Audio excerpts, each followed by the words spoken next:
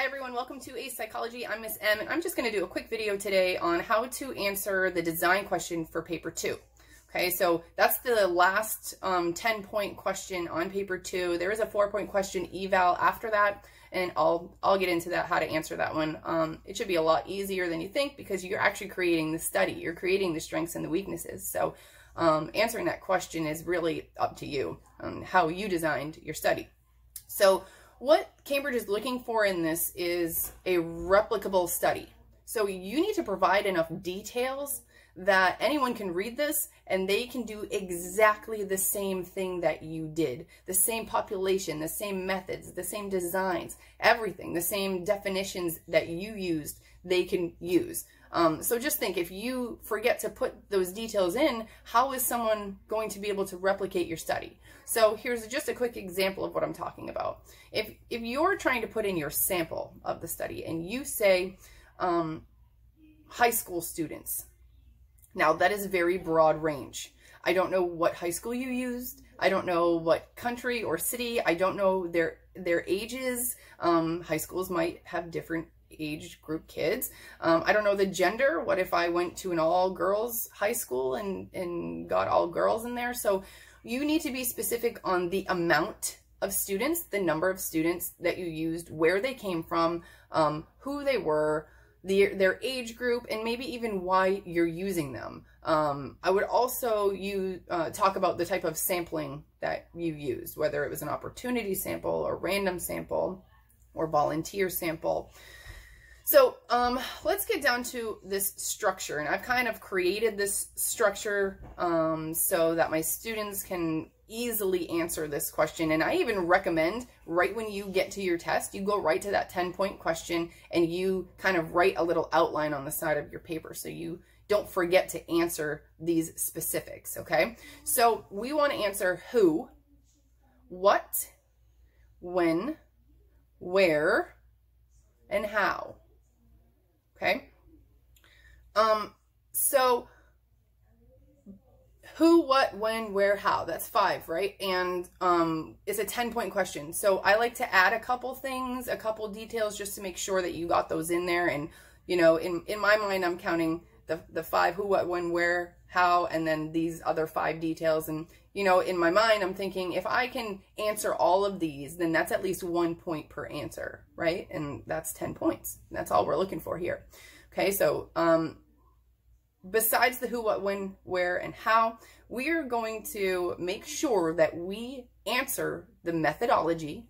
Okay, is this a lab or is it a field study? Do we have observations? Are we doing self-reports? Okay, I need to know this to replicate your study. I need to know the design. Okay, so are you doing independent groups? Are you doing repeated measures? Are you using matched pairs? So remember, this depends on your independent variable. So if you believe that your participants are going to see both sides of the independent variable, like independent inclement, REM, and non-REM, then you're going to use repeated measures. But if they're only seeing one condition, let's just say you're in a classroom with a teacher that's funny opposed to a classroom with a teacher that's angry and you want to see their test scores. That's independent groups because they're only going to see one condition, all right? Then the variables, which that brings us to the variables. You need to define what your independent variable is, okay? The independent variable is something that you get to control. All right, so you're putting the kids in the classroom with the happy teacher, or you get to put the kids in the room with the angry teacher. Okay, so the independent variable is not going to change at all through this. You're always going to have that classroom with the happy teacher or the classroom with the angry teacher. All right, so whatever those are, if you're doing animals and they want to see, does color have an effect on I don't know, learning? Then your independent variables would be these different colors. Okay, and obviously if a bird is, you know, born as a red bird, they're only going to be measured as a red bird. So that's independent groups design. Now, your dependent variable needs to have some type of definition. Okay, and here's a hint. The question is going to kind of give you that hint on what you're measuring. It's going to tell you what you're measuring, whether you're measuring test scores or if you're saying, I'm not sure, whatever it is you're measuring, whether you want to measure intelligence. Okay, so yes, you can say measure intelligence, but that's not really your dependent variable. Your dependent variable will be the score on the test. Okay, so don't get that confused. Don't give a broad answer for that dependent variable of what you're measuring. Be totally specific. If you're saying my dependent variable is time in minutes spent in the classroom, or test scores on exam, okay? So that is very specific, and that's going to give me, if I want to replicate your study, that's going to give me the answers to, okay, what am I actually measuring here? I know they said intelligence, but how did they measure intelligence? Okay, so that's that dependent variable. And the last thing that I added is the ethics, okay? So here's a hint. If you make the study unethical, you're not going to get more than 4 points on this at all. Even if you have the best sound study, if it's not ethical, we can't do it. Now, you can have deception in here, but you need to make sure that if you have deception, you write that you debriefed your participants. Okay, so if you add deception to get rid of those demand characteristics, which is good, it's really good, you have to write that you debriefed your participants. Okay, and throwing in a couple ethics, it's not difficult. All you have to say is obtained everyone's informed consent, we kept confidentiality a secret, you know, all these things that are just really easy to say, because remember, it's a hypothetical study. Okay, it's not really occurring. All right, let's get into those who, what, when, where, how, and how to answer those. So who, that's your sample, that's your population. Again, you need to tell me male, female, are you using animals, what type of animals, who are these people that you're using, what's your demographics. Okay, are you using college students, are you using elementary students, are you using someone that works in a corporation, are you using animals in a pet store? Okay, so that sample needs to be as specific as you can get. Okay, and you know, I wait to put that number of how many participants. Everyone says, well, more is better, right? Well, if you're using a repeated measure design, you don't want a lot of participants, right? You don't need a lot because you're using them repeatedly and you're measuring them over and over. So you're still getting all that data. All right, so be careful about that. I don't think you'll get points off if you say you know 100 people and you use repeated measures design. It's just it's not something that we would normally do. Okay. So what are you studying? You should get that answer right from the question. They give you the answer. They're telling you the topic in the question. Okay, so here's one that I have a old specimen paper. Kathy has a younger sister who is scared of shoelaces. Kathy has decided to watch her sister in the school playground. She wants to observe her sister respond to other people. She decides to conduct a controlled observation using 2 of her friends, one wearing shoelaces and one wearing shoes without laces.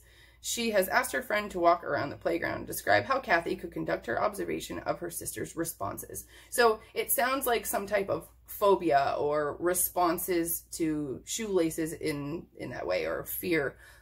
So when you say, what are we studying? We are studying a fear response or a phobia of some sort. Now, they're not too tricky. They're going to keep you in the same areas that the 12 studies were in.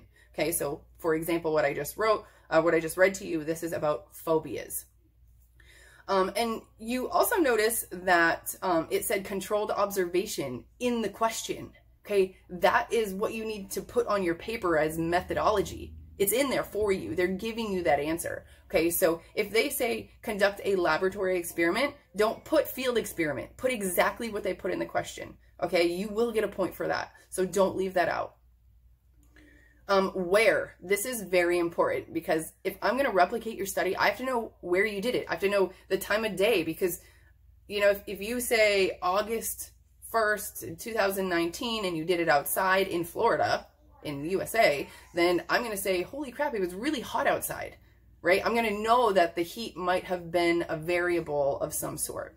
So I need to know the details of where you're performing your experiment. Don't just say a grocery store. Just be specific. They don't care if I don't even care if the city you write exists or the name of the grocery store actually exists. Just writing it down is going to help me go back and say, oh wow, they did it at this place on this day at this time.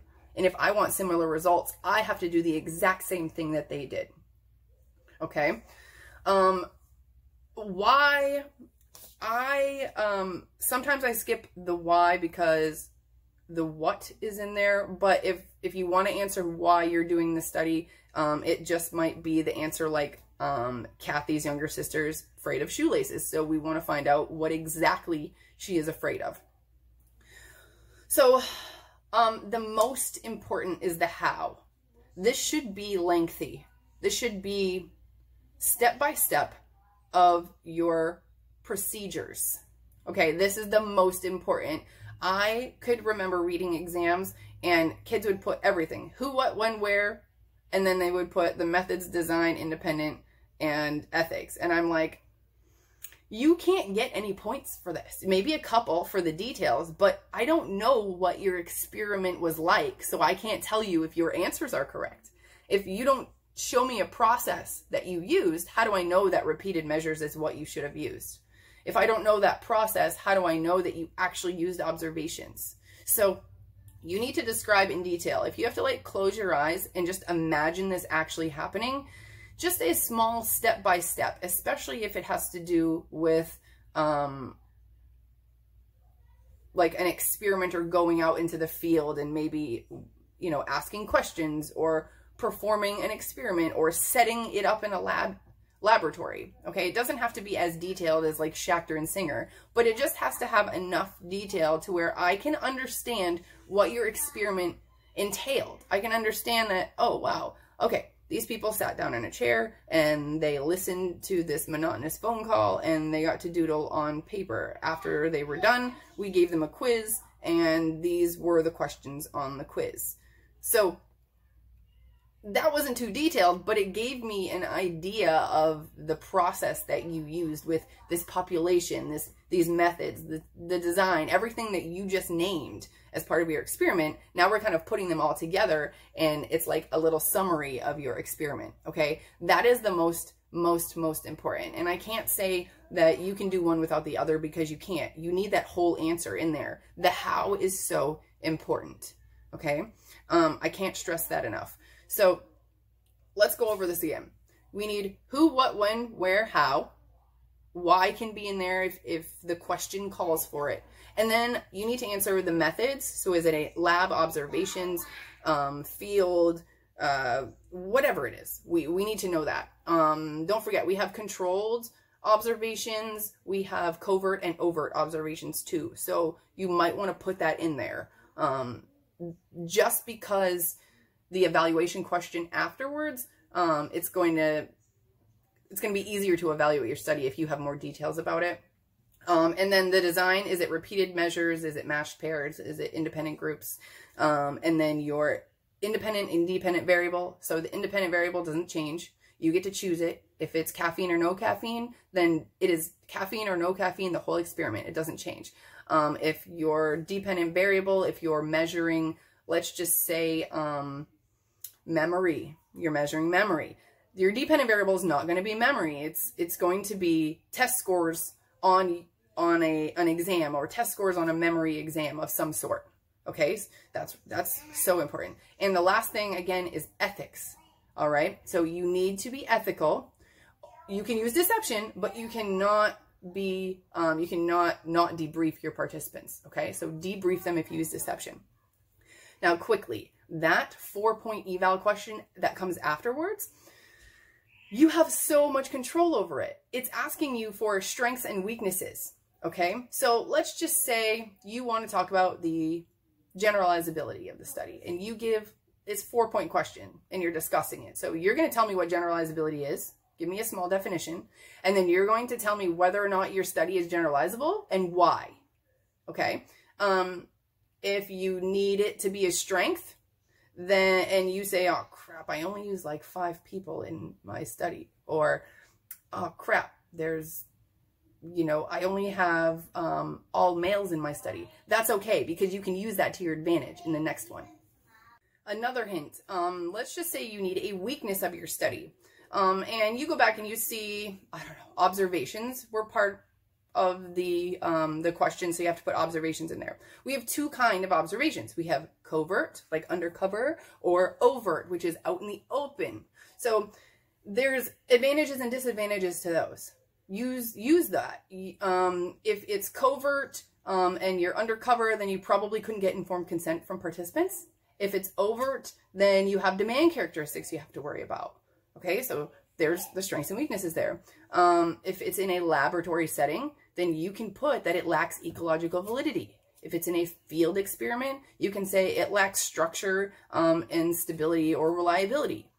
All right, so you have complete control over this. And if you're struggling for this question, go back and change something small on your design question that enables you to answer that question. Okay, you know, if you have a study that has 50 males and 50 females, and you're like, oh man, I need a weakness and I want it to be generalizability, go back and change it to 90 males and 5 females, and then talk about how there's a gender bias. Okay, you have complete control over this. I know you can do it, so get in there, practice. Go find some practice questions. The more you do and the more you practice, it'll seem like a piece of cake once you get it.